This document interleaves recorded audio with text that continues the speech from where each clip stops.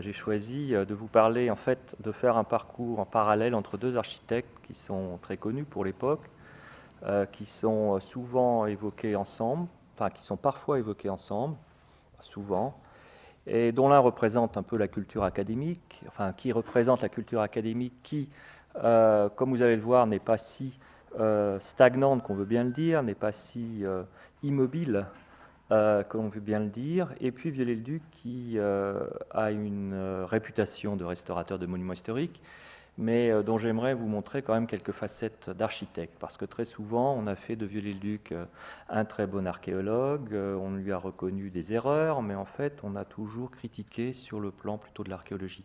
Or, il s'agit d'un architecte qui a beaucoup marqué son temps. On a dit aussi qu'il avait peu construit. C'est vrai qu'il n'a pas énormément construit. En tout cas, ce qu'il a construit a été très regardé. Et je crois aussi qu'il est nécessaire qu'on revienne à la pratique architecturale de Viollet-le-Duc, qui est en fait son principal objectif, au-delà de sa connaissance du monde médiéval. Alors pour commencer, je voudrais vous montrer un certain nombre d'éléments bibliographiques. Vous savez que l'histoire du XIXe siècle, je ne suis pas le seul à en parler ici, mais l'histoire du XIXe siècle souffre un peu d'un manque de bibliographie disponible, en tout cas aujourd'hui. Et beaucoup de livres que je vais vous montrer là tout de suite sont des livres déjà épuisés. Et c'est un petit peu dommage. Alors, bon, c'est assez hermétique. La photo que je vous montre est en fait la première page de couverture d'un catalogue, qui est le catalogue Henri Labrouste. Qui avait été fait qui a été fait en 1976 sur la direction d'un ancien enseignant de Paris-Belleville qui s'appelle Pierre Sadi, S-A-D-D-Y, et qui aujourd'hui a pris sa retraite, et qui est un des tout premiers catalogues à marquer son temps sur l'histoire architecturale du 19e. Ce sont des petites publications qui sont pas forcément à la mesure des hommes qu'ils veulent un peu faire découvrir.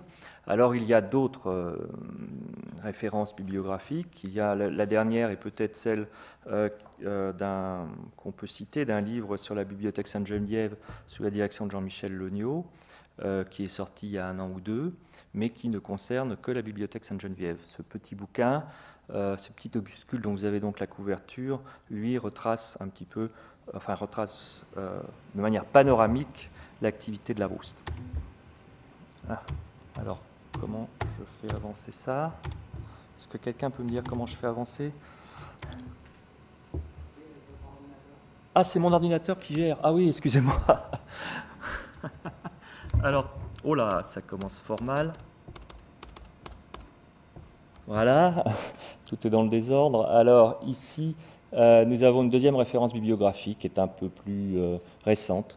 C'est Henri Labrouste. C'est une revue d'une école d'architecture anglaise qui s'appelle l'Architectural Association et qui en 1999 a chargé un de ses intervenants, un de ses professeurs qui s'appelle Robin Minenton, de faire un article sur la bibliothèque Sainte-Geneviève.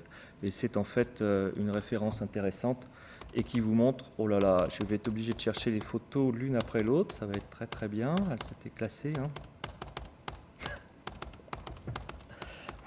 Ça va être dur. Hein. Bon. Ensuite, pour Viollet-le-Duc, bien c'est le catalogue des années 80, c'est un catalogue qui a marqué son temps aussi, c'est une grande expo sur les dessins d'architecture qui avait eu lieu au Grand Palais. Bon, ce sont des catalogues qui sont épuisés maintenant, mais que vous pouvez vous procurer sur Internet relativement facilement encore. Alors ça, bon, c'est pour me faire plaisir. C'est un livre que j'ai fait il n'y a pas très longtemps, qui est une commande en fait d'un éditeur qui veut faire des livres de grande diffusion, et ça a effectivement bien marché puisque là aussi c'est épuisé. C'est un livre de 2002 et qui est en fait un livre à base d'images, parce que ça faisait très longtemps que l'iconographie qui avait été déjà montrée pour l'expo de Grand Palais a été en fait indisponible. Et ça m'a intéressé de au moins publier l'iconographie, et puis avec des textes, des extraits de textes de Viollet-le-Duc qui étaient aussi indisponibles. Et encore aujourd'hui, par exemple, si vous voulez vous procurer le dictionnaire de l'architecture, il est épuisé dans ses nombreuses rééditions. Et si vous voulez vous procurer les entretiens sur l'architecture, qui est le deuxième ouvrage vraiment fondamental pour connaître Viollet-le-Duc, il est aussi indisponible. Voilà le dictionnaire dans sa dernière réédition, c'était la bibliothèque de l'image, ça coûtait pas très cher, ça coûtait autour de 60 €, c'est maintenant épuisé. Et puis les entretiens sur l'architecture avaient été réédités par Mardaga autour des années 80, je crois que c'était en 79, et c'était autour de deux grandes expos, une avait eu lieu à Lausanne, puisque Viollet-le-Duc a travaillé à Lausanne à la fin de sa vie, et il a restauré notamment la cathédrale, et puis il y est mort, il y est enterré, et l'autre exposition, donc c'était l'expo du Grand Palais, dont je vous ai montré le catalogue. Alors, oh là là, j'espère que je vais pouvoir revenir en arrière par contre. Comment je vais faire pour revenir en arrière? Je suis obligé de m'échapper? Oui? On va s'échapper. Et puis on va essayer... comment on va faire? Ah bah ça va être peut-être mieux comme ça. Voilà, on va commencer par le commencement. Si à chaque fois je m'échappe, ça peut marcher. Voilà. Alors on va commencer par l'éducation de la Brouste. Et en fin de compte, là, je vais essayer de vous dire en quelques mots pourquoi Henri Labrouste a été très très vite propulsé au premier rang. Labrouste est quelqu'un qui est né en 1801, c'est quelqu'un qui est donc jeune sous le règne de Charles X et qui fait une brillante scolarité à l'école des Beaux-Arts. Il est à l'école des Beaux-Arts jusqu'en 1824 et il va gagner le Grand Prix de Rome. Le fait de gagner le Grand Prix de Rome, c'est gagner un séjour à Rome de plusieurs années et qui est ponctué par des envois de dessins, de relevés, et qui sont exposés à Paris, et qui donnent lieu à une critique, et qui est un rendez-vous apprécié chaque année, où l'on voit les meilleurs élèves de l'école envoyer toute une série de relevés qui sont faits sous le contrôle plus ou moins de l'Institut. Le relevé qu'envoie en 1828 Henri Labrouste va faire scandale. Et le fait qu'il y ait une révolution en 1830 et qu'il revienne à Paris en 1830 va en faire la figure du rebelle. Et cette figure du rebelle va donc bénéficier des événements politiques. Ce sont des événements qui se passent en juillet. Et très très vite, Henri Labrouste va intégrer l'école des Beaux-Arts. En tout cas, il va constituer avec Félix Duban un atelier libre. Et la jeune génération va rejoindre cet architecte qui a eu un cursus à l'école absolument étonnant, qui a glané absolument toutes les récompenses que l'on pouvait avoir, toutes les médailles, et qui, en 1830, donc, revient à Paris pour enseigner d'abord. Et autour de lui se forme un cercle d'admirateurs, si je puis dire, et autour d'une série de remarques et aussi de son courage, car il a eu du courage d'envoyer notamment un certain nombre de dessins sur le temple de Paestum, le temple de Neptune à Paestum, dont vous avez ici une des aquarelles qu'il a envoyée en 1828 et qu'il envoie donc avec de la couleur. Et surtout avec des proportions qui ne sont pas les proportions qui sont reconnues comme telles, puisqu'auparavant, un autre architecte avait envoyé un envoi sur le temple de Paestum avec des proportions qui en fait reprenaient celles du Parthénon. Et le fait d'être arrivé sur place, d'avoir fait un relevé relativement précis, avait persuadé évidemment Labrouste que le modèle n'était pas forcément directement le Parthénon et que les proportions étaient différentes et que surtout le bâtiment avait un certain nombre de témoignages d'une coloration antérieure. Et cette idée de la coloration et de la polychromie a été développée par la suite, mais Henri Labrouste est un des premiers, sinon le premier, à mettre le débat dans le public, et même si ces envois sont quand même très légèrement colorés. Dans ces deux aquarelles qui sont là, vous avez un état qui est un état avant restauration au-dessus, puis un état restauré en bas, et c'est en fait la mise en couleur de la porte en bois supposée être celle du temple de Paestum qui avait déclenché qui avait déclenché la colère de Quatremer de Quincy, qui avait déclenché la colère du secrétaire perpétuel de l'Académie et qui avait donc essayé de réfuter la position de Labrouste en disant qu'effectivement l'architecture grecque était blanche et qu'en plus la proportion n'y était pas. De ce fait, Labrouste va entrer en conflit, plus ou moins sans le vouloir, et il aura l'admiration de ses pairs pour avoir un peu déjoué la convention telle qu'elle était largement reconnue auparavant. Ensuite,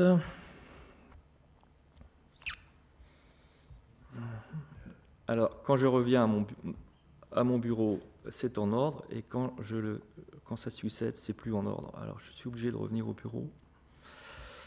Excusez-moi. Et voilà, par exemple, un détail d'une autre aquarelle. Et vous voyez que la mise en couleur est quand même relativement légère et que ça n'a rien à voir, notamment avec les mises en couleur qui Torf va s'appliquer à faire par la suite et va aussi s'appliquer à publier dans un livre qui sera publié en 1851 sur la polychromie chez les Grecs. Et là, nous sommes donc dans un domaine qui est un domaine de l'archéologie, qui est un domaine qui veut outrepasser, aller plus loin que la convention, l'idéal tel qu'il a été défini, et de ce fait, Labrouste paraît être quelqu'un de différent. Voilà. Alors, pour être vraiment différent, Labrouste va enseigner d'abord, et à partir de 1843, va concevoir et construire un bâtiment qui va être inauguré en 1850 sous la Seconde République, qui est la bibliothèque Sainte-Geneviève.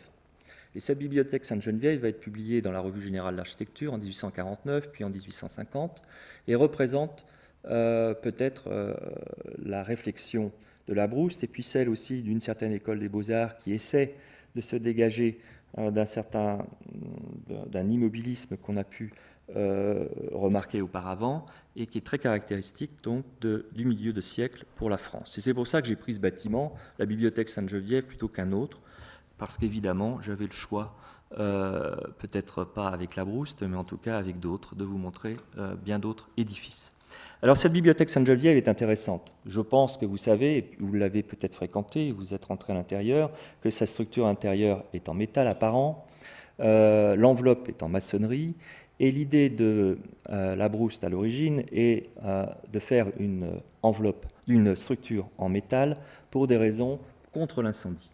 C'est l'une des raisons majeures, sinon la raison majeure, car on croyait que les structures métalliques résistaient à l'incendie, mais vous savez qu'elles plient et que c'est peut-être encore beaucoup plus compliqué à s'en sortir quand on est sous une structure qui se plie que dans un bâtiment qui est en maçonnerie, je dirais, traditionnelle.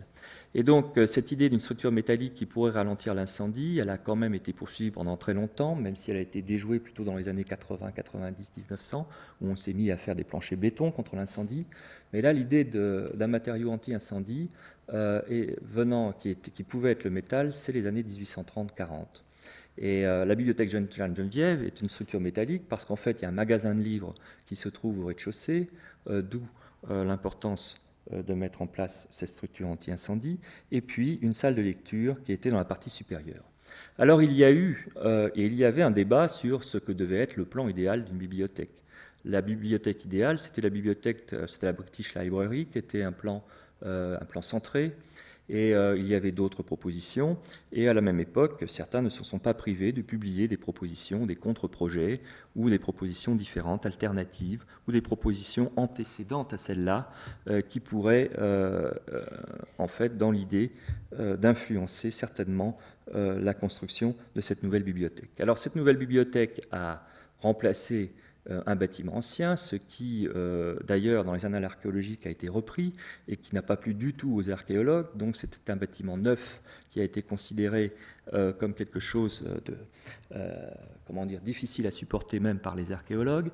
Et donc, ce bâtiment a été conçu selon un plan où la fonction est absolument évidente, où effectivement, il semblerait déjà qu'on puisse appliquer l'idée que la forme suive la fonction, bien que ce soit plutôt Viollet-le-Duc qui, entre ses écrits, l'a pratiquement écrit, en tout cas très fortement sous-entendu. La forme suit la fonction, c'est une expression de Sullivan, de l'architecte américain, qui viendra bien plus tard, mais en fait qui est soumis à la culture française.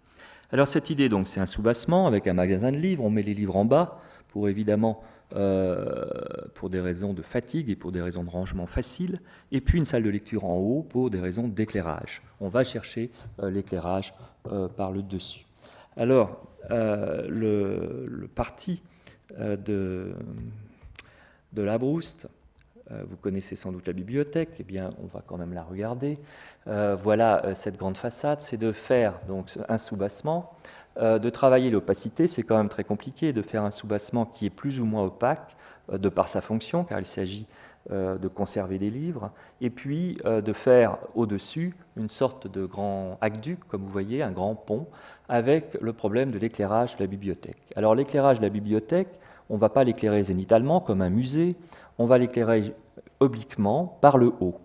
C'est effectivement le meilleur éclairage. Si on veut éclairer un bâtiment obliquement par le haut, ça veut dire qu'on va avoir quelques problèmes pour évidemment dessiner une façade où le bas de la salle de lecture doit être opaque, mais le haut doit être largement ouvert. Et donc c'est un peu avec ces difficultés que l'architecte doit composer, et il va composer selon un mode qui est reconnu à l'époque et qui n'est pas simplement employé par lui-même, mais par une série de jeunes, enfin un groupe de jeunes architectes autour de lui, des idéalistes, comme on les appelle à l'époque, et qui en fait vont mettre l'accent sur l'expressivité. Alors c'est vrai que dans ce bâtiment, on y reconnaît donc des références antiques, évidentes, mais on y voit quelque chose de nouveau pour la culture beaux-arts et pour la culture donc, dont la référence reste l'Antiquité, qui est ce goût pour rendre expressif la forme. Et on la rend expressive très souvent par la dilatation de ses formes, par la dilatation des échelles, on verra dans l'ornement, on le verra dans les détails. Et on va la rendre expressive ici par un moyen que les contemporains vont reconnaître comme étant quasiment génial, qui est en fait l'inscription à l'extérieur dans la partie basse de la salle de lecture, donc ici la salle de lecture, l'inscription à l'extérieur, donc sur les surfaces opaques, qui posait un problème. Qu'allons-on faire de ces surfaces opaques? L'inscription donc des grands personnages de la littérature mondiale, de la littérature classique, qui voient leur nom donc inscrits à la manière des inscriptions romaines. Mais ce qui est évidemment très expressif, c'est qu'à l'arrière, pour quelqu'un qui rentre dans le bâtiment ou quelqu'un qui essaie de réfléchir à la manière dont est disposé le bâtiment depuis l'extérieur, à l'arrière, il y a les armoires de livres. C'est-à-dire que sur la façade, vous avez le nom des auteurs, et à l'arrière, vous avez les livres qu'ils écrivent. Et donc ce procédé a été reconnu comme étant tout à fait étonnant, et c'est vrai que c'est quelque chose qui a frappé, et qui doit frapper les contemporains, et qui reste, à mon avis, quelque chose de tout à fait exceptionnel, en tout cas pour l'époque. Et on en arrive à l'étage de la salle de lecture, une salle de lecture que Viollet-le-Duc, pour parler de lui maintenant, et qui est un jeune architecte, plus jeune que Labrouste, mais qui aura une carrière qui va commencer pratiquement en même temps que la sienne, et qui va le rattraper très vite, et qui, pour le jeune Viollet-le-Duc, il l'a écrit, est quelque chose qu'il n'aime pas beaucoup. Pourquoi? Parce que, en fait, la structure métallique reprend un principe qui est un principe, en fait, médiéval. Vous avez une structure qui va reposer sur une rangée de colonnettes, à la manière de grands bâtiments médiévaux, et notamment du réfectoire de Saint-Martin-des-Champs, du réfectoire du Conservatoire des Arts et Métiers, par exemple à Paris, mais aussi à la manière donc de ces salles à deux nefs que l'on peut trouver dans certains châteaux, de ces grandes salles de châteaux, ou de certaines grandes salles que l'on peut trouver donc à l'époque gothique. Et il y a donc, ce qui est quand même assez étonnant, de la part de Labrouste, la volonté de travailler une salle avec une grande portée. La salle de lecture, c'est essayer de minimiser les points d'appui pour que justement la lumière puisse y rentrer correctement. Et puis, en essayant de minimiser les points d'appui, c'est quand même revenir à une démarche historiciste pratiquement, et qui est une démarche plutôt située dans le monde médiéval. Et donc on a là à la fois des références antiques, mais aussi un retour quelque part, ou quelque part quand même un hommage à ce qu'on pouvait faire dans l'architecture nationale, telle que l'aurait pu l'évoquer Viollet-le-Duc, du XIIIe siècle. Alors voilà la coupe, et cette coupe, vous voyez qu'il y a une structure métallique à l'intérieur d'une gangue de maçonnerie. Cette structure métallique est aussi des planchers. Les planchers, ils sont aussi métalliques avec des ourdis, tout simplement pour des raisons aussi anti-incendie. Et nous avons qui se développe un système de colonnettes en fonte dans la partie supérieure. Alors, voilà en détail la façade avec ses inscriptions, et en dessous le soubassement avec ces guirlandes, qui sont des guirlandes qui sont directement issues d'une ornementation d'un tombeau de l'époque romaine, mais qui sont une notation ornementale aussi tout à fait hors d'échelle par rapport au bâtiment lui-même et par rapport à ce qu'on pouvait faire à l'époque. Donc là, on voit, comme je l'ai un petit peu évoqué, ce goût pour le hors d'échelle, et notamment au niveau des ornements, qui va aussi beaucoup choquer les contemporains, comme cette énorme frise. Et voilà, vous voyez justement les tables avec le nom des auteurs, et à l'arrière, derrière cette maçonnerie, les armoires de bois avec les livres qu'on peut supposer être de ces mêmes auteurs. Alors voilà l'entrée, et par exemple avec ces curieux ornements que vous avez ici, qui semblent appartenir à la maçonnerie, et qui vont aussi frapper les contemporains, qui vont être un peu la signature de quelqu'un comme Labrouste et d'autres, comme par exemple Dangeois, qui a concouru pour le concours du tombeau de l'empereur, et pour d'autres à l'époque, qui semblent être dans la même mouvance.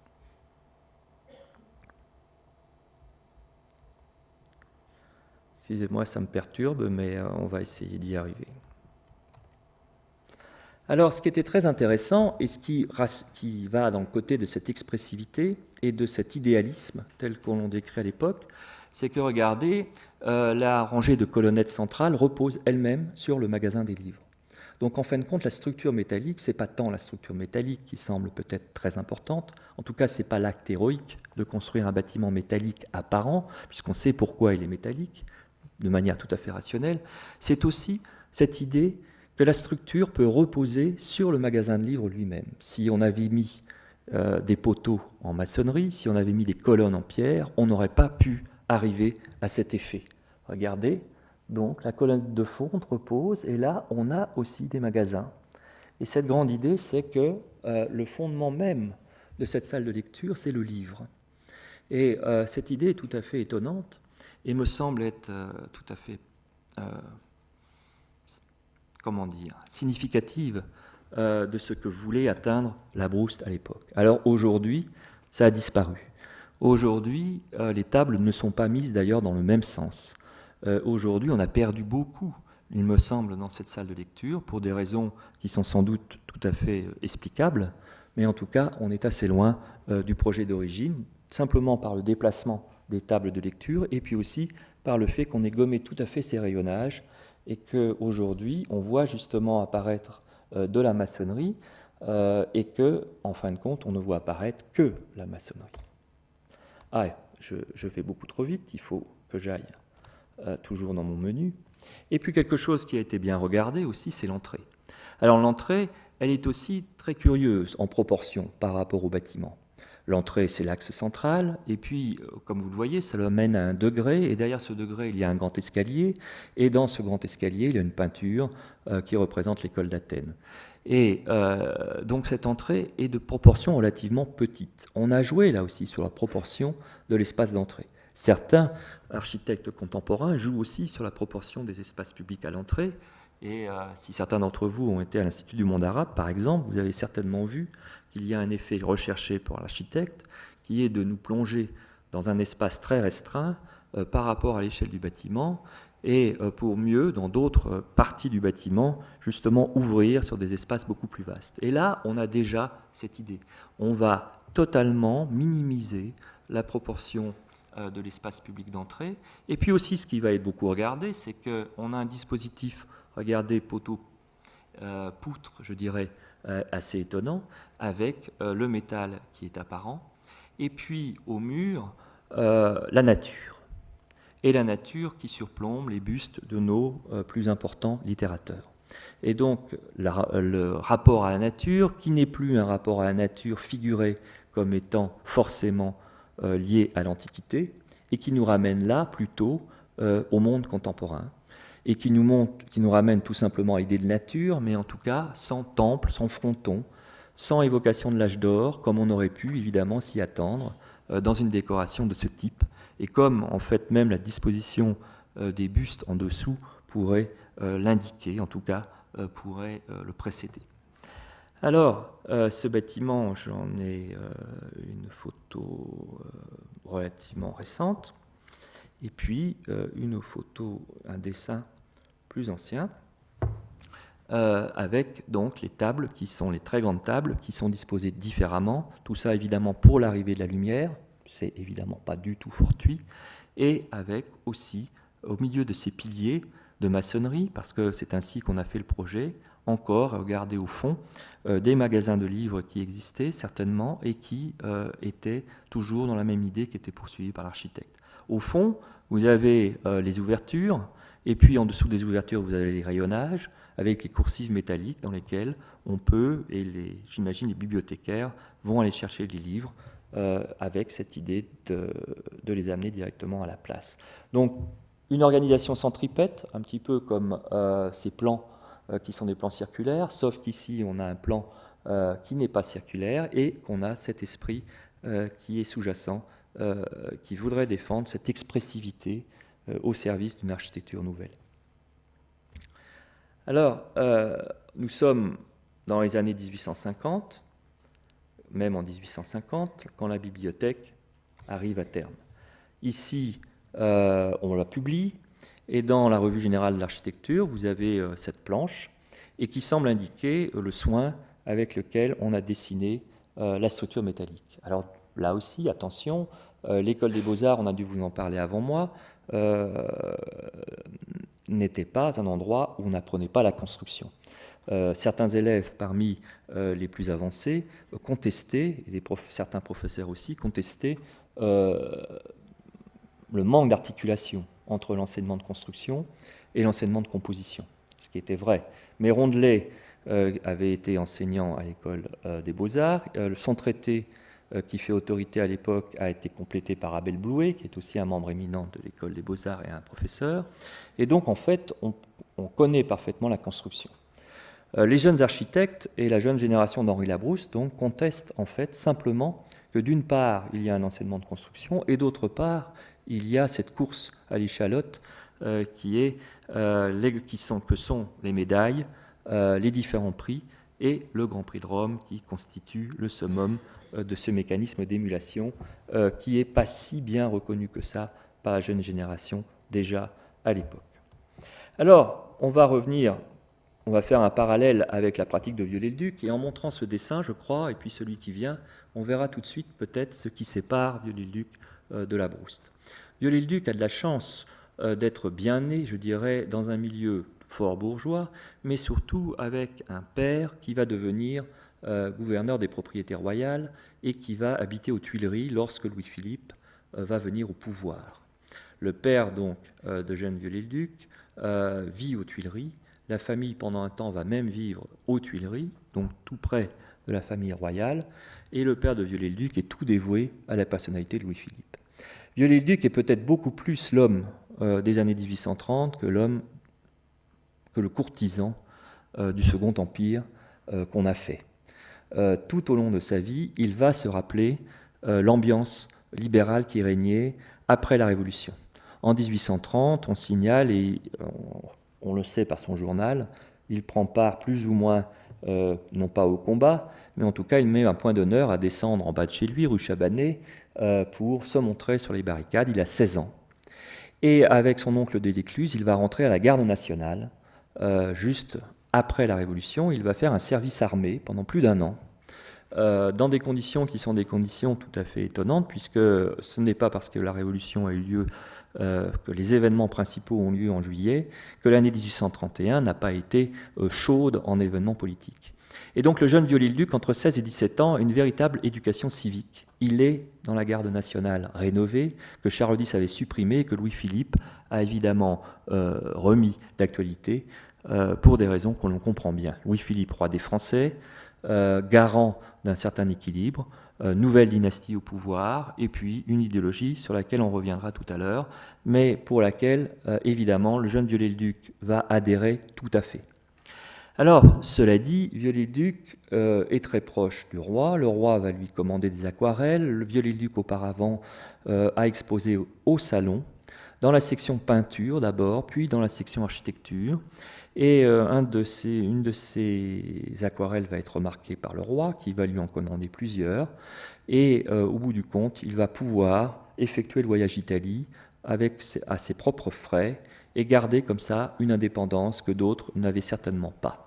Il va aller en Italie, il va faire le voyage de Sicile et il va faire le voyage de Rome, puis de Florence et de Venise, Venise qui va l'intéresser particulièrement.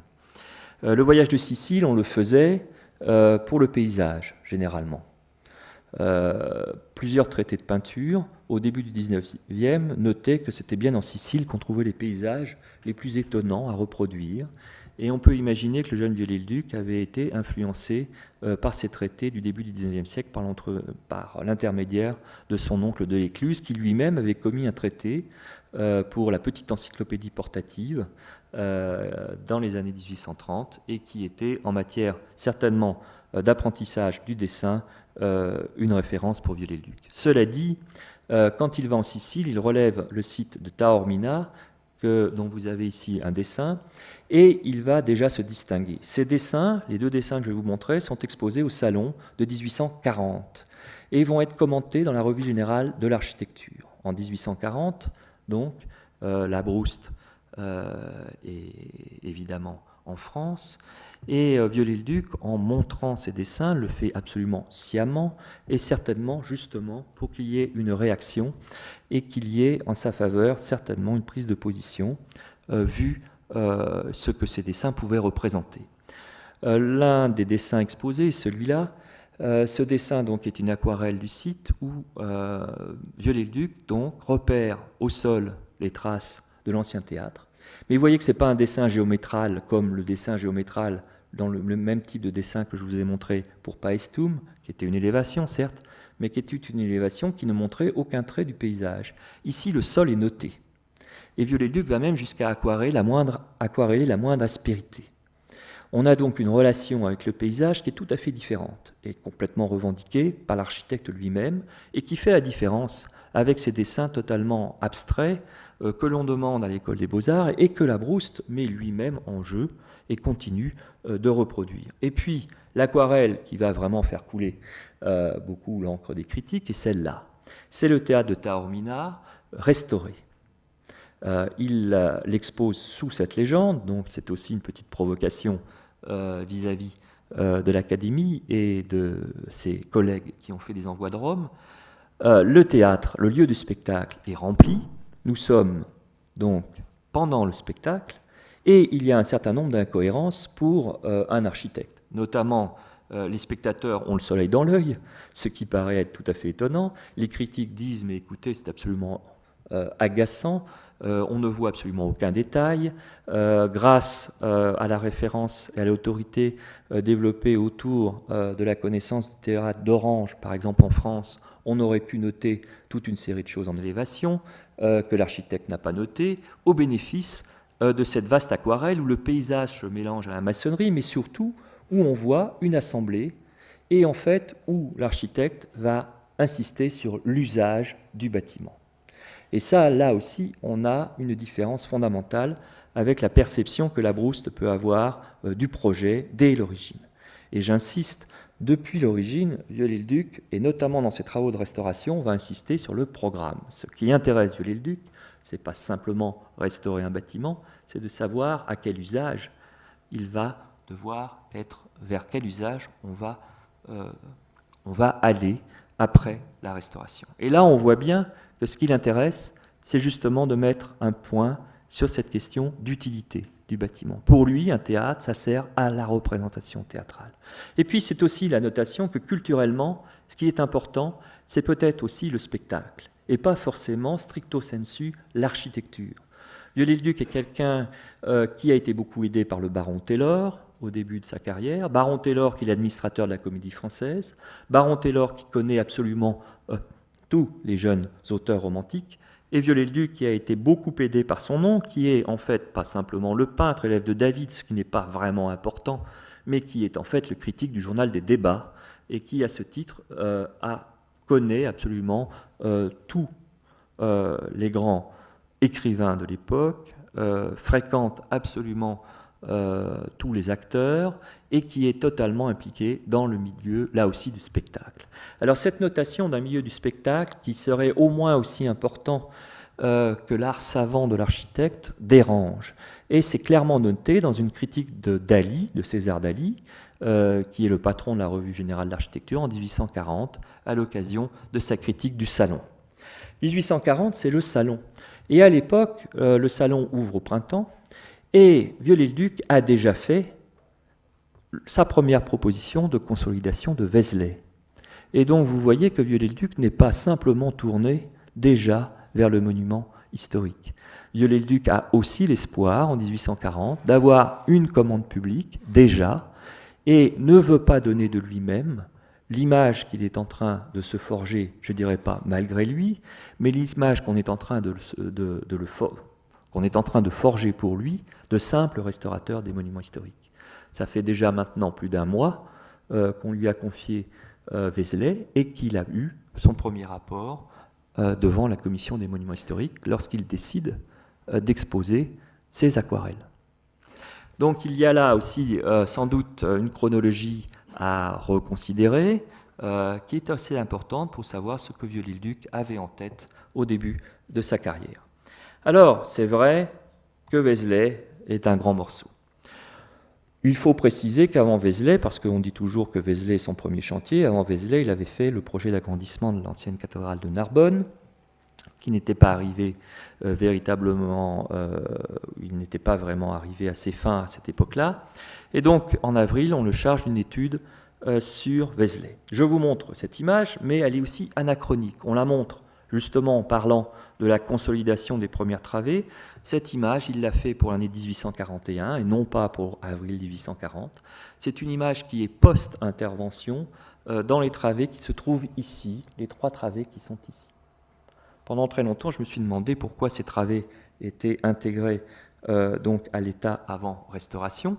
En fait, il s'agit du relevé de l'état de 1841, qui est, on en a donc le souvenir, montré à la commission des monuments historiques une fois le chantier engagé. Alors, cette église de Vézelay, elle est importante à différents titres, mais je ne voudrais pas m'étendre véritablement sur le pourquoi de la restauration au niveau idéologique, parce qu'il y en a évidemment, mais surtout sur les problèmes rencontrés par ce jeune dessinateur. Car Viollet-le-Duc est avant tout un dessinateur, même un peintre à l'origine, et on est quand même assez dubitatif sur sa capacité à intervenir sur un bâtiment dans des conditions aussi difficiles. En avril 1840, c'est vrai qu'on lui confie une étude. Cette étude va être prolongée évidemment très très vite par une commande, mais le chantier va mettre assez longtemps à se mettre en place pour diverses raisons. Une raison sans doute aussi, c'est que Viollet-le-Duc n'est pas très assuré. Il a besoin de confronter maintenant ses idées à un autre milieu, à un milieu agissant.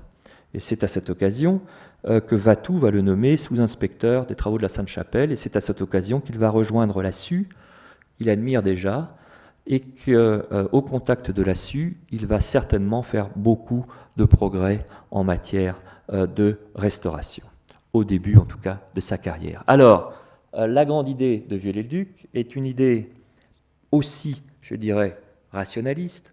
Devant un tel bâtiment, et voyez que c'est un bâtiment qui est peut-être plus compliqué que celui que l'on voit aujourd'hui, et notamment, regardez, il y a ces 4 travées qui sont là, et qui constituent une reprise postérieure à la nef romane, qui est ici, et que pour ces travées-là, Viollet-le-Duc va faire disparaître.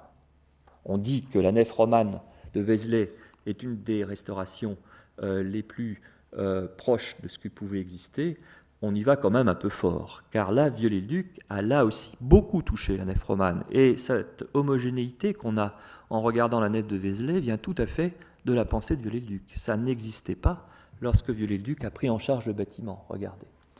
Cela dit, devant un tel bâtiment très compliqué, avec des phases de construction, évidemment, cette partie-là n'a pas été construite en même temps que celle-là non plus, celle-là non plus. Donc devant cette archéologie du bâtiment qui est très compliquée à faire, Viollet-le-Duc choisit un parti et qui est guidé par la pathologie du bâtiment et le diagnostic qu'il fait. Il prend le parti d'analyser le bâtiment par travée, ce qui est quelque chose de tout à fait nouveau. L'idée est que ces bâtiments médiévaux, en tout cas c'est son intuition, mais il la vérifiera par la suite dans de très nombreux cas, c'est que ces bâtiments médiévaux, en fin de compte, ce sont des points d'appui sur lesquels il y a une couverture en pierre, et que le problème est de trouver une sorte de module qui va se reproduire, et que ce module, c'est justement la travée. Et qu'en analysant travée après travée le bâtiment, on va pouvoir le réparer dans le cas de Vézelay, et 2, on va pouvoir en faire l'évolution à travers l'histoire, puisque Vézelay, d'un seul coup pour lui, va se révéler une sorte de manifeste du passage de l'art roman à l'art gothique. Et c'est surtout donc en regardant et en le découpant en travées qu'il va arriver à ces conclusions. Des conclusions qu'il va poursuivre et qui va donner donc cette théorie sur les poussées, sur les contreforts, sur ce que vous connaissez déjà peut-être, et sur ce quoi on a pu aussi émettre des doutes, notamment dans les années 30, quant à la véracité de ce que pouvait avancer Viollet-le-Duc. Toujours est-il qu'il se sort de cette opération de consolidation. C'est uniquement, au départ, une opération de consolidation. Pourquoi ? Parce que la Commission des monuments historiques a aussi très peu d'argent. Par année, elle dépense 400 000 francs, alors que le chantier de l'abbaye de Saint-Denis, qui à l'époque fait scandale par justement son côté dispendieux, sur le chantier de Saint-Denis, on a dépensé 7 millions, alors que la dotation annuelle des monuments historiques, c'est 400 000. Et le premier chantier donc de Vézelay tourne autour d'un devis de 50 000 francs. Je vous donne ces chiffres pour vous donner donc la proportion et peut-être pour minimiser l'impact que ça a pu avoir, en tout cas sur les finances publiques, et de ce fait aussi sur le souci qu'on a pu avoir à l'époque de voir réaliser cette première tranche de travaux. Alors la consolidation, elle est notée ici, c'est le dessin que Viollet-le-Duc donne en 1840, cette fois-là, pour montrer comment il va faire.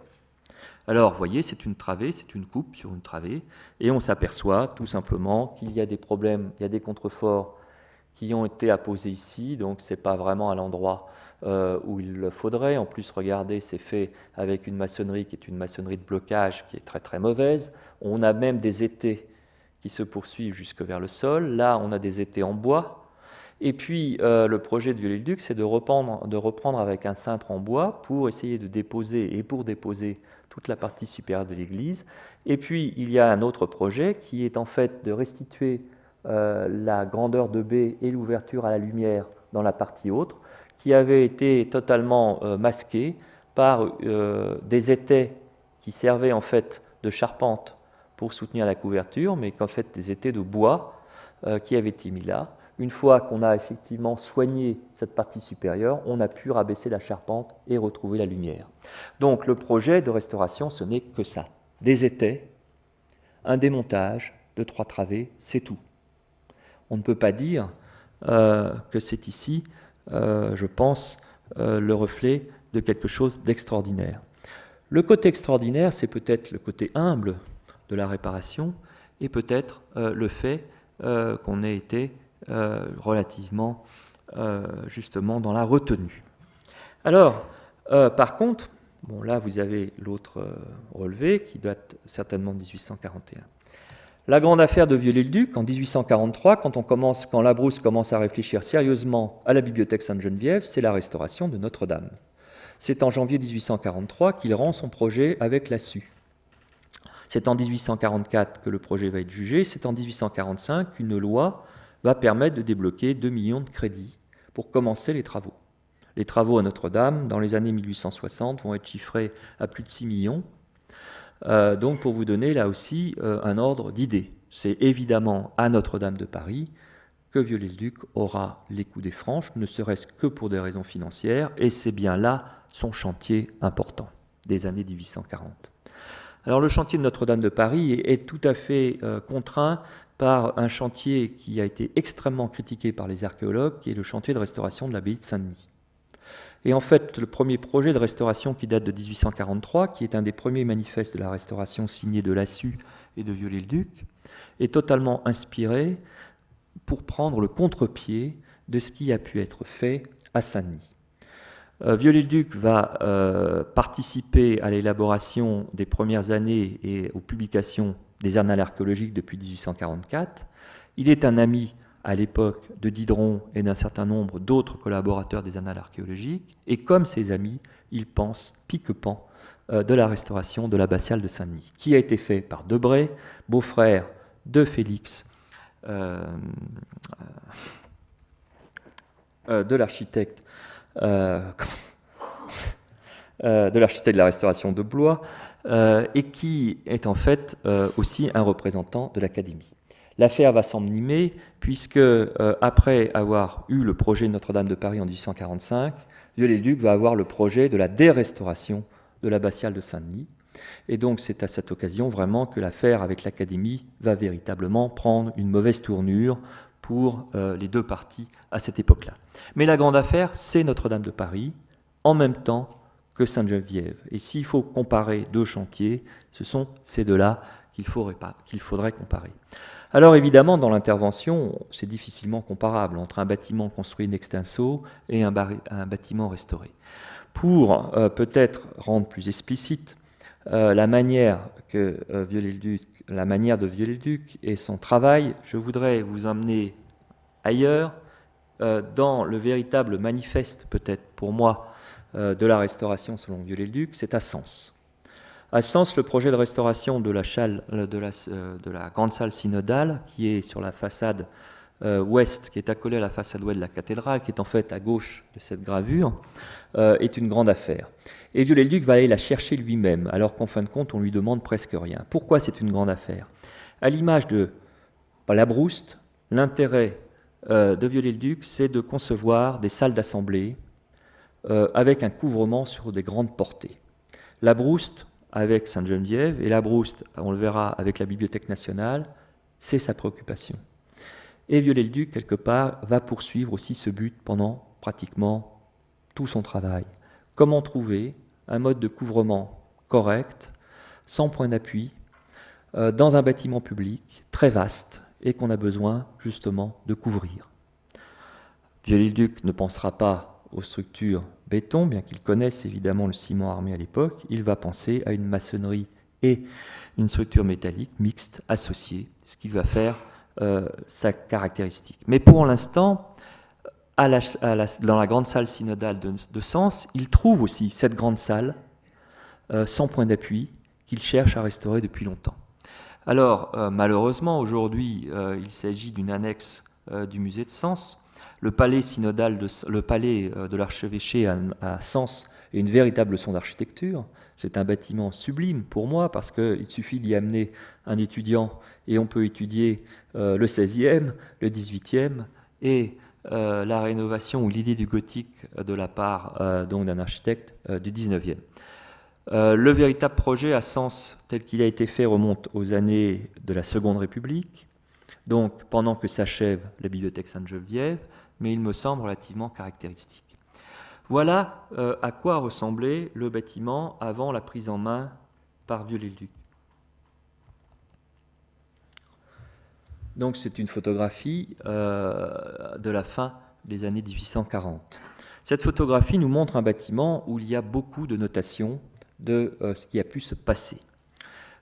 Ces gros contreforts que l'on voit en façade, c'est évidemment, sans doute, l'origine du projet de Viollet-le-Duc. Si il y a des contreforts, c'est qu'il y avait une salle voûtée en pierre. La salle voûtée en pierre, on la connaît par les archives, elle est évidemment notée, sauf que très très vite, une partie des parties hautes de la tour, de la façade ouest, de la tour sud, s'est effondrée sur cette voûte en pierre, et que depuis très longtemps, la voûte en pierre a été remplacée par une charpente en bois.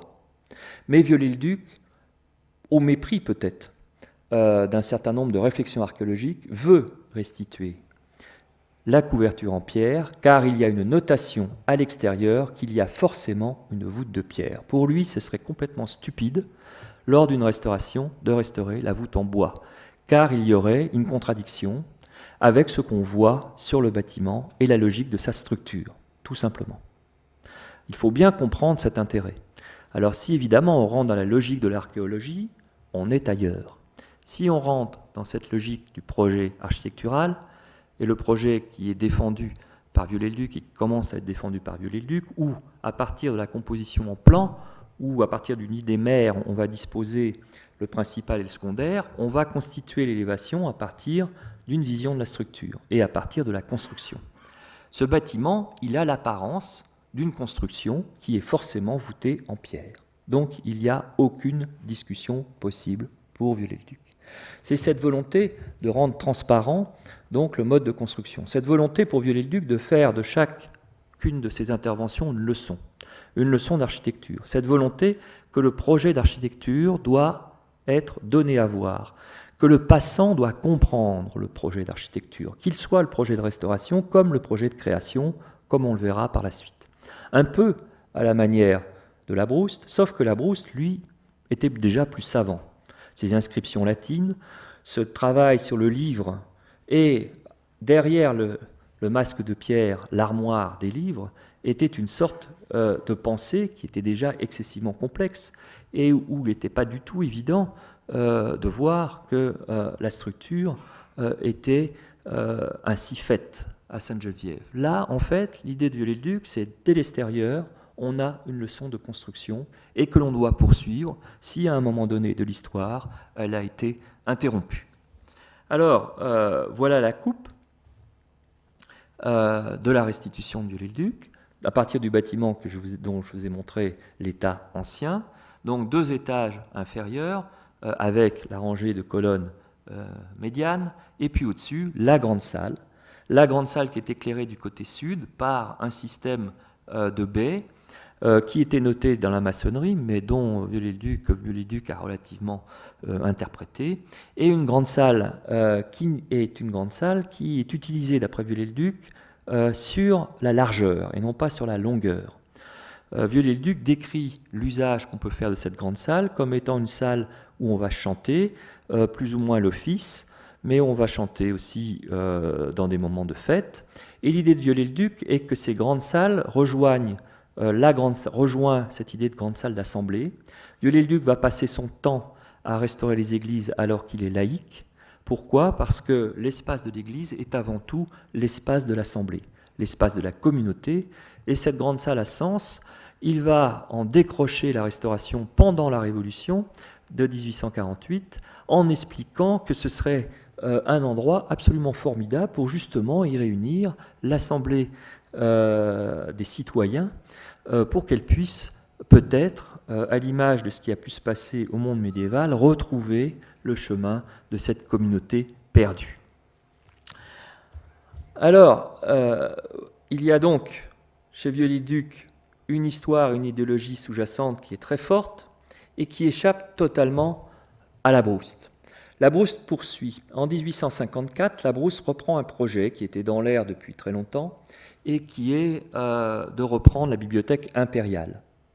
C'était Visconti qui, depuis très longtemps, avait fait plusieurs projets sur plusieurs sites de bibliothèque impériale. Et en 1854, Visconti a disparu et Labrouste aménage ses bureaux sur le site de la bibliothèque impériale et commence à produire des plans, et notamment sur cette salle de lecture. Salle de lecture qui sera terminée en 1867. 1867, c'est le point final d'un certain nombre de constructions à Paris. Certains de mes collègues mettent un point d'honneur, vous savez, à mettre 2 dates entre parenthèses, la date de conception et la date de finition. Plusieurs historiens, il y a eu des discussions là-dessus, que ce soit Gérard Monnier et d'autres, ont fait paraître des essais sur la datation historique. Il me semble qu'effectivement, la date du terme est excessivement importante, et peut-être pour moi la plus importante. 1867, pourquoi finit-on la grande salle de lecture de la Bibliothèque nationale? C'est aussi pour l'exposition universelle. 1867, on finit beaucoup de bâtiments, ou alors, quand ils ne sont pas finis, on les apprête pour qu'on puisse les visiter et pour qu'ils puissent accueillir le public qui pourrait être le même en partie que celui de l'exposition universelle. Donc 1867 à Paris, c'est une date très importante. On y construit certains théâtres, on y construit des salles de spectacle pour l'expo universelle, on y construit des bâtiments qui doivent être ouverts concouramment à l'ouverture de ce fameux événement. Alors ici, donc, entre 1854 et 1867, on construit la salle de lecture de la Bibliothèque impériale. Cette salle de lecture, c'est le même problème. Comment couvrir une vaste salle, l'ouvrir sur la lumière et minimiser les points d'appui.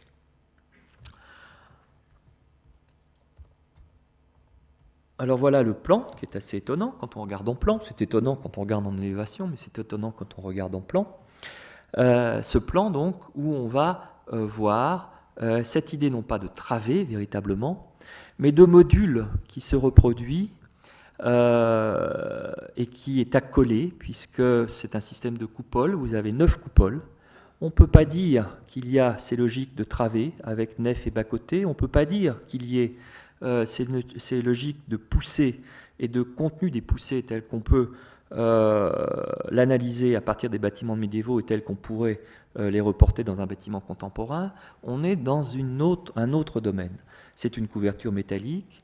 C'est donc une sorte de couverture métallique qui joue par adjonction, par augmentation, par, si vous voulez, on part effectivement d'une idée, et puis on va, à partir de cette idée, la développer. Et puis on va la développer, mais sans véritable logique constructive, telle que Viollet-le-Duc l'a développée, à partir de son regard sur l'architecture romane puis gothique, et à partir de sa volonté de transcrire, puisque c'est sa volonté, ce qu'il a appris de l'histoire dans le projet pour le présent. Ici, on est dans un autre domaine.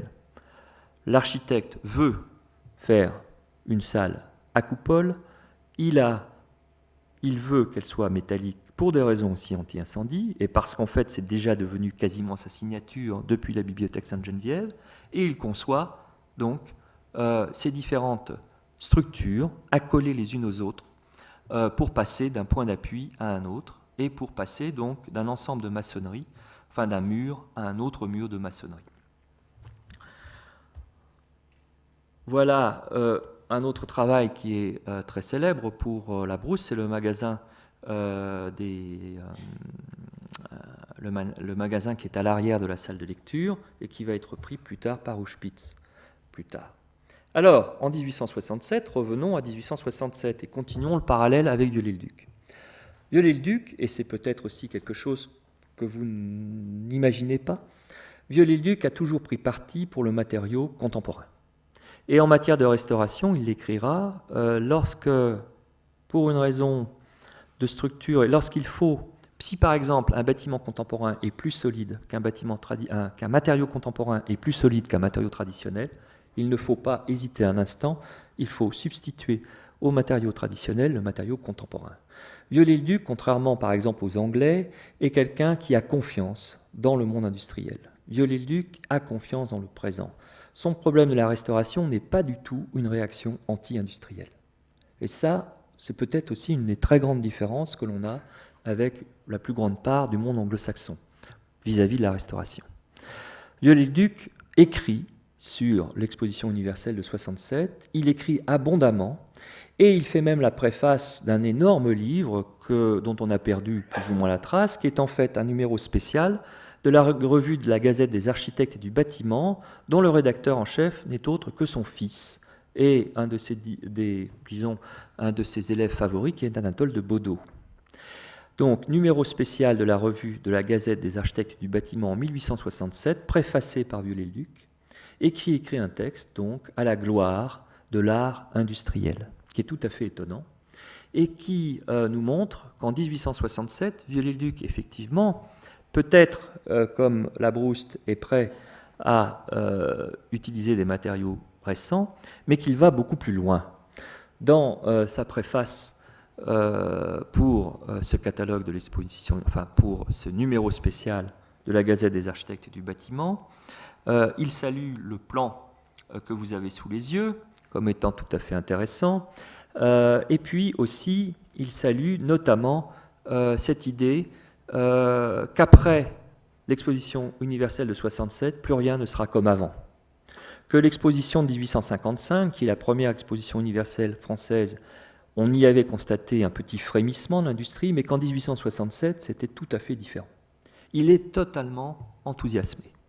Il est enthousiasmé par les structures métalliques qu'on peut y voir, il est enthousiasmé par le lien qui est créé, notamment avec le milieu des ingénieurs, et qui va le saluer comme étant un possible renouveau d'une architecture pour le XIXe siècle. Alors ici, ce bâtiment est un bâtiment qui a été conçu dont le programme et le dessin résulte du programme, qui a été fait par un économiste social qui s'appelle Frédéric Leplay, qui a été relayé par un ingénieur et surtout qui a été fait presque en commun par des entreprises. La plupart des très grandes entreprises de métallerie française, de serrurerie métallique, se sont partagés la fabrication du bâtiment, dont la principale difficulté était justement de devoir être bâti en temps limité et surtout de devoir être bâti en métal, alors que l'industrie du métal pour la construction n'était pas si développée que ça en France, et nécessitant donc l'entente de plusieurs entreprises sur un même projet, ce qu'à l'époque, aucune entreprise de serrurerie métallique n'avait réalisé, pour des raisons de concurrence, pour des raisons qu'on peut bien comprendre. Donc ce bâtiment est assez extraordinaire dans sa réalisation, parce qu'il a nécessité une entente de la part des industriels pour sa fabrication. Et c'est aussi ce qui est salué par Viollet-le-Duc. Voilà son plan.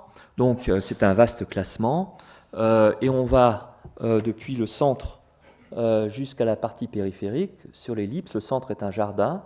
On y développe ici les beaux-arts, dans la partie la plus centrale, comme étant le noyau de toutes les connaissances.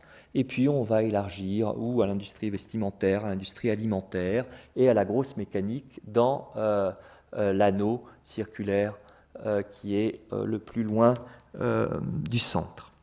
Et puis voilà ce bâtiment qui est un bâtiment quasiment sans façade, où la façade ne varie que pour les entrées qui sont situées aux 4 points cardinaux, avec ces 3 arches qui sont là, la façade étant totalement identique pendant toute la poursuite de l'anneau.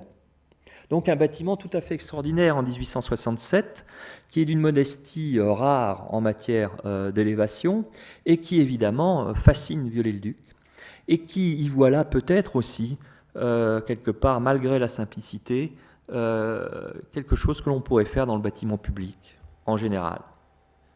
Alors, cela dit, en 1867, Viollet-le-Duc est occupé, lui, à terminer le décor du château de Pierrefonds. Pourquoi ? Parce que l'empereur a envie d'y amener les souverains étrangers et sa cour et tous les visiteurs de l'exposition universelle. Et pour le château de Pierrefonds, 1867 est une date. C'est à cette date que la grande salle, que vous connaissez peut-être, qui a été décorée, et que les appartements du seigneur, du logis seigneurial, ont été décorés. D'ailleurs, ils sont inachevés, puisqu'on a travaillé dans un état de charrette, comme on le dit dans le milieu architectural, pour arriver à l'exposition de 67, et puis l'exposition passée, on a passé à autre chose, et on n'a jamais terminé vraiment le décor. Donc 1867, même pour Pierrefonds, c'est intéressant. C'est intéressant à plusieurs titres, parce qu'à Pierrefonds, il y a des techniques et des mises en œuvre qui seront montrées d'ailleurs à l'exposition universelle de 67, et qui tiennent aussi pas mal, enfin qui tiennent en partie à l'art industriel que voudrait défendre Viollet-le-Duc. Alors voilà le château avant la Restauration, on ne va pas insister énormément. C'est donc le château de Louis d'Orléans, qui a été construit en peu d'années au tout début du XVe siècle français, ou à l'extrême fin du XIVe, mais plutôt au début du Quattrocento français, sachant que le projet de Viollet-le-Duc, et on le sait parce que Viollet-le-Duc a écrit des guides de visiteurs et plusieurs éditions du guide du visiteur lui-même, Viollet-le-Duc note dans son guide que son projet à Pierrefonds, c'est de démontrer que l'architecture du Quattrocento français est aussi intéressante que l'architecture du Quattrocento italien. Et donc le projet de reconstruction doit être une sorte de démonstration sur l'architecture militaire et civile de ce que l'on peut faire en France, et Viollet-le-Duc l'énonce clairement, avant même d'être une quelconque résidence pour l'empereur, un projet qui au début va être poursuivi, mais qui va être bientôt abandonné pour être celui d'un musée, car en 1867, Pierrefonds ouvre au public, car on y a mis la collection des armures de l'empereur, et entre 68 et 69, le château de Pierrefonds reçoit plus de visiteurs qu'aujourd'hui, en un an. Donc, cette collection d'armures attire beaucoup de monde. C'est un musée-château, dès 1867, fréquenté par le public et non pas une résidence. Il n'y a absolument aucun élément de confort dans le château de Pierrefonds, absolument aucune possibilité d'y dormir, peut-être des possibilités d'y faire des banquets, mais certainement pas d'y dormir, même avec une toute petite partie de la cour. Le château va être restauré dès la deuxième partie de l'Empire, comme étant un musée de la fortification en plein air et un musée des armures et un musée tout simplement de l'architecture militaire du début du XVe en France. Alors, voilà des dessins du genre du gendre de Viollet-le-Duc, après la Restauration, qui sont des dessins non pas de la main de Viollet-le-Duc, car les dessins de la main de Viollet-le-Duc ne restituent pas notamment le travail qui est fait sur le paysage, qui a un très gros travail fait sur le paysage. Récemment, on a voulu restituer le jardin du château de Pierrefonds à partir de gravures et de dessins qui donnaient un parc à l'anglaise, qui était absolument farfelu. C'est évidemment le parc à l'anglaise, c'est un des projets montrés au tout début du chantier, mais en fait, le projet n'est pas du tout un parc à l'anglaise. Le projet est un projet pour montrer la fortification à la suite donc de la construction du château, et pour montrer le château en état de défense lorsqu'il a dû subir des sièges, c'est-à-dire non pas au XVe, mais plutôt au XVIe et XVIIe. Et donc il y a un discours sur le paysage tout à fait étonnant à Pierrefonds, et je vous engage à revisiter le château de Pierrefonds, parce qu'il a été débroussaillé, ce parc. Et aujourd'hui, on voit bien que beaucoup de levées de terre ont été faites par la main de l'homme, et certainement du temps de Viollet-le-Duc, pour donner donc cette impression de fortification avancée que l'on avait perdue depuis que la végétation avait pris possession des lieux. Alors, le château, eh bien, on va, par exemple, voilà, le logis seigneurial, c'est dans cette partie que sur 2 niveaux, il y a de la peinture, même sur un 3e, enfin de manière très partielle, en tout cas, même sur un seul niveau, il y a un ensemble peint qui est un appartement qui fonctionne en 3 parties, comme un appartement que l'on peut trouver à la fin du monde médiéval et au début de la Renaissance, et Viollet-le-Duc, évidemment, le restitue de cette manière exprès, avec des adjonctions comme la tourelle d'escalier qui nous montre, regardez la différence formelle entre la partie à gauche de cette tour carrée et la partie droite du logis.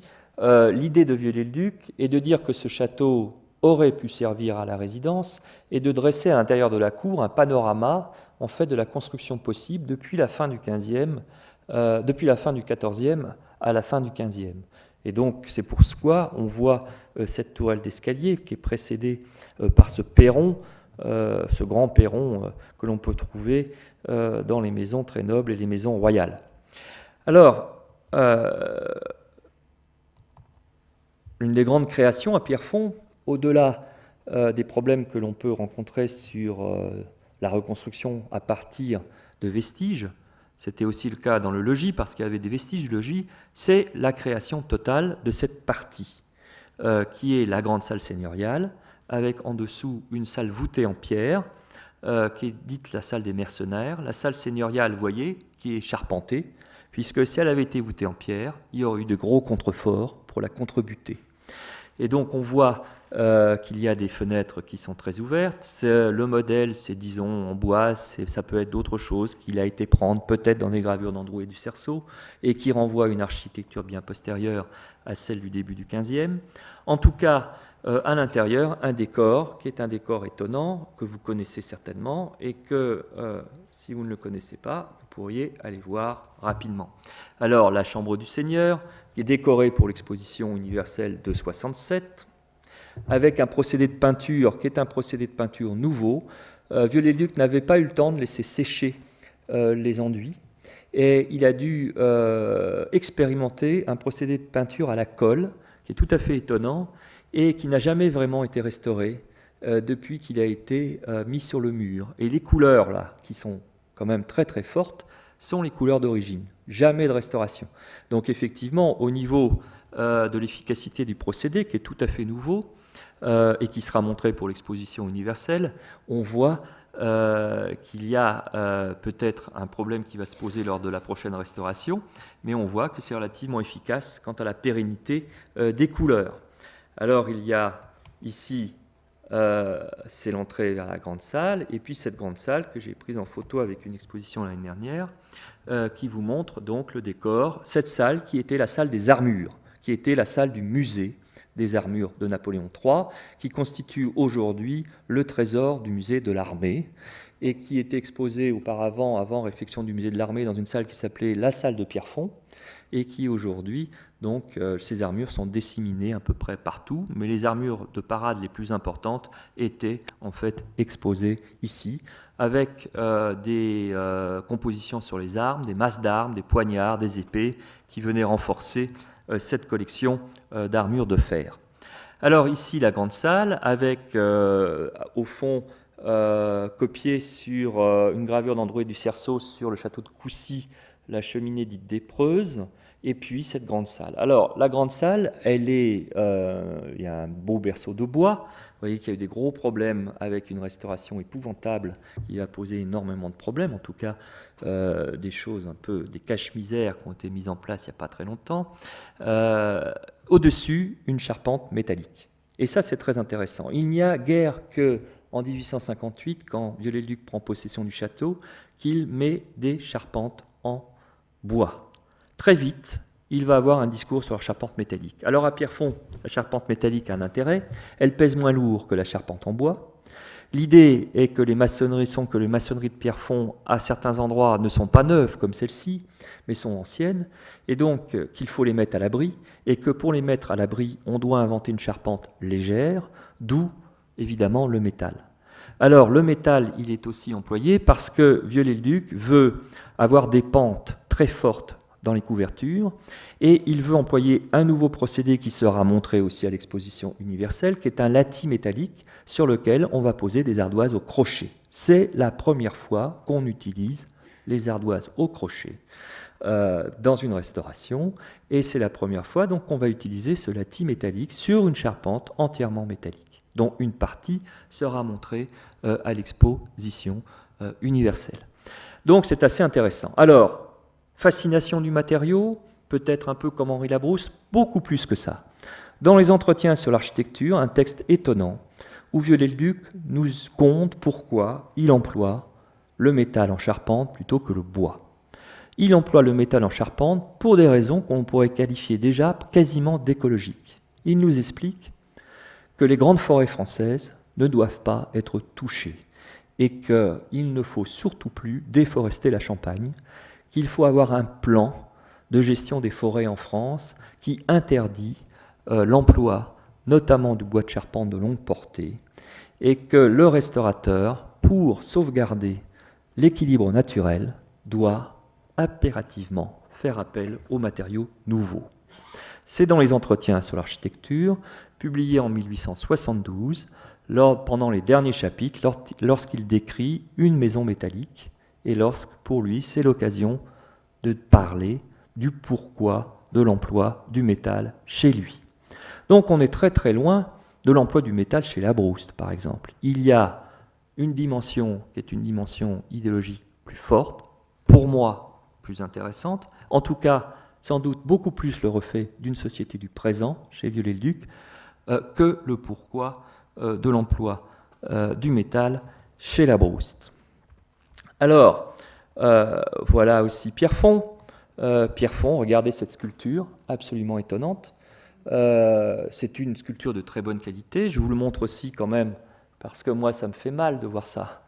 Ça me fait mal de voir que cette sculpture qui est si jeune et soit déjà dans un tel état, puisqu'on ne l'a jamais vraiment restaurée et qu'on l'a méprisée. Alors, vous voyez bien que ce morceau-là, par exemple, est un morceau tout à fait étonnant, où le corps est contraint évidemment dans ce morceau de structure en maçonnerie, mais où il se libère tout à fait, et où on est dans un domaine où la sculpture n'a pratiquement jamais pris pied auparavant, où on voit effectivement que le principe même est celui peut-être de la sculpture médiévale, mais où on va plus loin, et on est dans une dimension qui est une dimension contemporaine.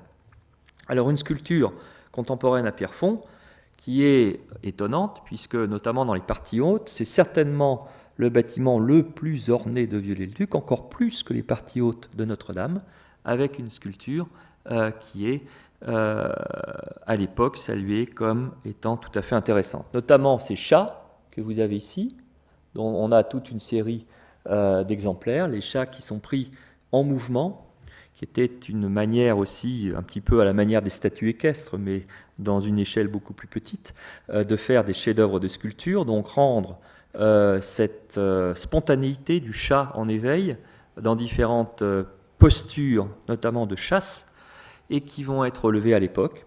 Les chats qui vont être publiés notamment par Champfleury, avec un autre chat fort célèbre de Manet, ce qui m'empêche personnellement d'acquérir le livre, puisque aujourd'hui tous les bibliophiles recherchent les chats, notamment parce qu'il y a une malheureuse gravure de Manet un peu moche, alors que moi-même je cherche plutôt les gravures de Viollet-le-Duc. Mais malheureusement, puisqu'on a associé à un moment Manet à Viollet-le-Duc, nous avons là un livre qui est devenu de bibliophilie absolument pas du tout de l'ordre de mes moyens.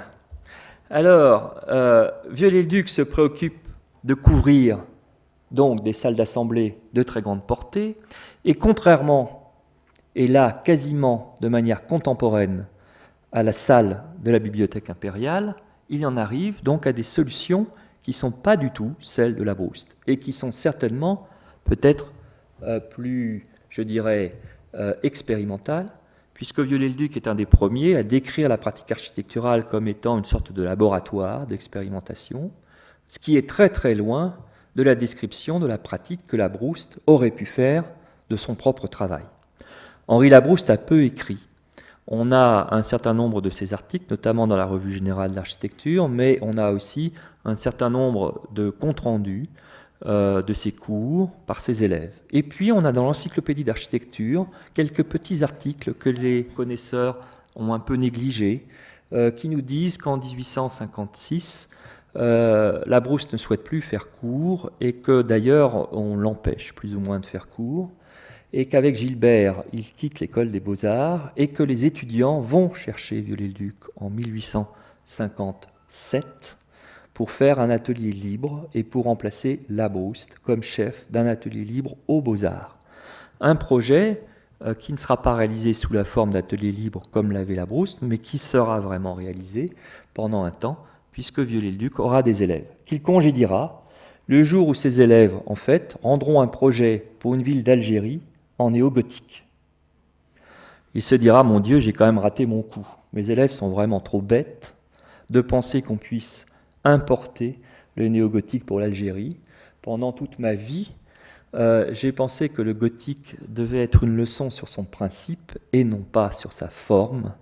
Et donc c'est ainsi qu'il congédie ses élèves et ses mauvais élèves, et qu'il préfère notamment travailler au sein de la Gazette des architectes du bâtiment avec son fils et d'autres qui sont beaucoup plus proches de son travail. Alors voilà, dans les entretiens de l'architecture, 2 tomes, parus un en 68 et l'autre en 72. Donc 68, c'est après, juste après l'exposition universelle, et on peut penser que c'est dans l'excitation de cette exposition que Viollet-le-Duc a entrepris la rédaction de ces entretiens, qui ne sont que le reflet que de l'enseignement qu'il avait justement commencé à partir de 1857 avec des premiers élèves sous forme d'un atelier libre qui a dérivé et qui a donné lieu à de nombreux développements que vous connaissez peut-être.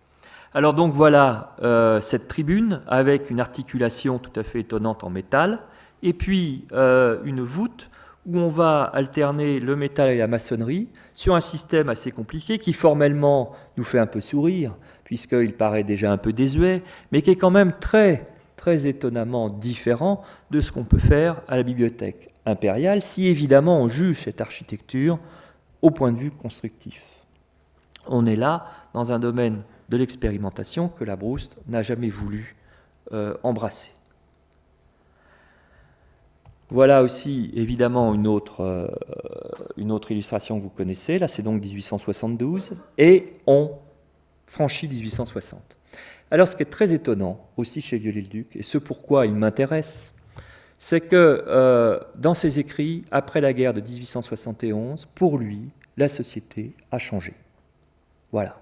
Pour lui, la césure de la civilisation au XIXe, c'est la défaite de la France, qui a elle-même engagé la guerre contre la Prusse, c'est la défaite de la France contre la Prusse.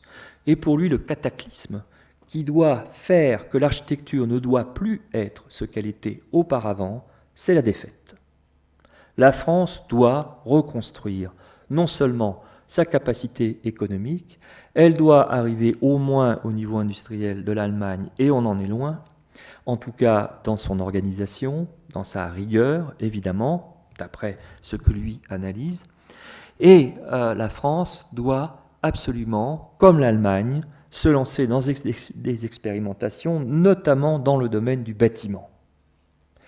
C'est absolument étonnant. Et on pourrait, je pense, faire une histoire de l'architecture du 19e, peut-être du 20e, en commençant beaucoup plus pour la France en 1873, qui est la date de la fin de l'occupation prussienne, parce que, évidemment, les Prussiens ne s'en vont pas tout de suite.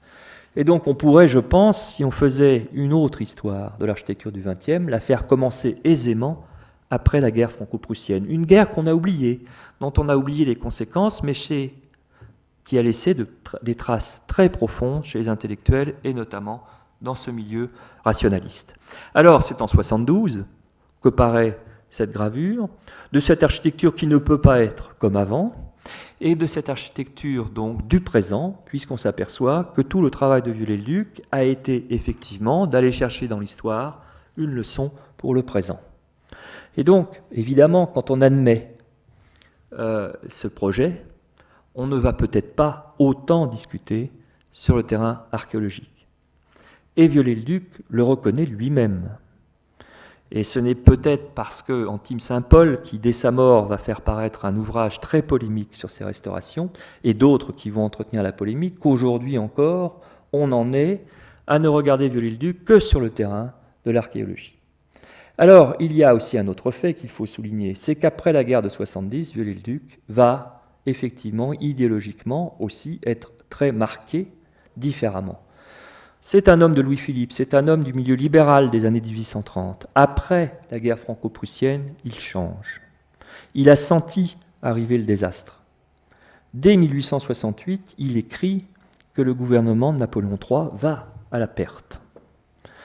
Et donc, ces rapports, et notamment sur le chantier de Pierrefonds, devaient être relativement tendus. D'autant que Pierrefonds avait un intérêt pour l'empereur, c'est que c'était quand même une architecture militaire et que l'empereur se piquait de stratégie militaire. Il avait fait paraître un grand traité sur l'artillerie, l'empereur Napoléon III. Et donc le fait de se faire enfermer et d'être un très piètre stratège militaire l'a totalement déconsidéré, notamment aux yeux de Viollet-le-Duc. Et à partir de ce moment-là, Viollet-le-Duc mène un combat républicain. Et en 1873, il se fait élire sur la liste du 9e arrondissement. On a retrouvé son tract politique. Il est en faveur du suffrage universel. Il va travailler donc dans les rangs des Républicains. Et petit à petit, il va s'engager notamment à travers des écrits dans les quotidiens de centre-gauche, comme on le dit à l'époque, qui sont loin d'être du centre-gauche d'aujourd'hui. Et il va défendre donc une position politique très différente de ce qu'on a pu voir auparavant. Et c'est sans doute aussi pour ça, parce qu'il ne faut quand même pas le nier, que Viollet-le-Duc a été aussi beaucoup attaqué après sa mort en 1879. Car de 73 à 79, son travail avec le milieu républicain est relativement vaste, notamment pour la ville de Paris. Il va être le président du jury de la reconstruction de l'hôtel de ville. Qu'est-ce que l'hôtel de ville? C'est une vaste ruine. L'hôtel de ville a été incendié par la commune, mais il va falloir le reconstruire. Et donc la reconstruction de l'hôtel de ville, c'est aussi une restauration. Certes, le bâtiment est récent, mais on peut le prendre en tant que tel. En tout cas, Viollet-le-Duc a été aux premières loges pour la reconstruction de l'hôtel de ville. Et je pense qu'il n'est pas du tout étranger au choix de Balue, qui était un architecte qu'il a toujours admiré, qui a gagné le concours. Et Viollet-le-Duc n'est pas du tout étranger non plus à la situation urbaine de l'exposition universelle de 78, puisqu'il fait un rapport sur l'exposition de 78. Il n'est pas étranger à la construction de la ville du pavillon de la ville de Paris à l'expo de 78, où sont exposées à l'intérieur toute une collection de maquettes des édifices publics construits à Paris les années précédentes. Et donc voilà, je voudrais terminer ici avec cette guerre de 70 qui me semble être une charnière, peut-être à l'image de la discussion de Viollet-le-Duc, mais qui me semble être un bon repère si on fait une histoire de l'architecture française. Voilà, merci.